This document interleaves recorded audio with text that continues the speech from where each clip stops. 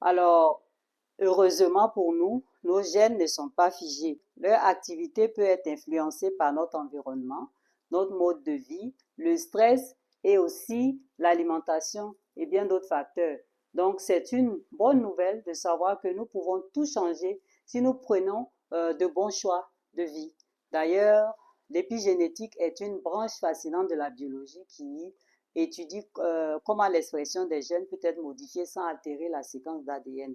Donc, vous le voyez bien, ce n'est pas une fatalité, puisque si nous adoptons une saine manière de vivre en intégrant plus de connexion à soi et aux ancêtres, et que nous arrivons à épurer les liens qui nous lient à eux, nous pouvons venir à bout de certains liens toxiques en maintenant les gènes susceptibles de nous créer des problèmes dans un état d'inaction.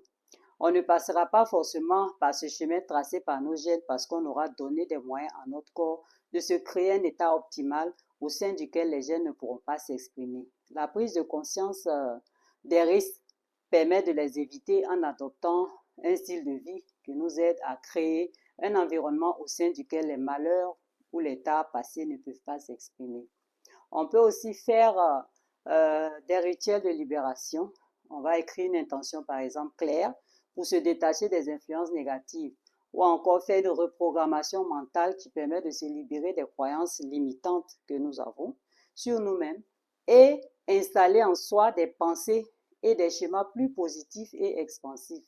Donc, en conclusion, sur cette partie, ce qu'il faut comprendre, c'est que nos parents et nos ancêtres nous transmettent des gènes qui peuvent nous nuire si nous ne prenons pas conscience de nous-mêmes en tant qu'être non isolés, en tant qu'être non isolé, mais bien impliqué dans l'ensemble, qu'il faut questionner pour des fois trouver les réponses à des tracas que nous pouvons vivre.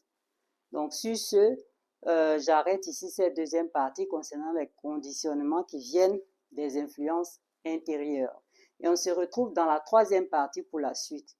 Et prenez une seconde pour partager ces messages. Laissez-moi des commentaires si vous le souhaitez.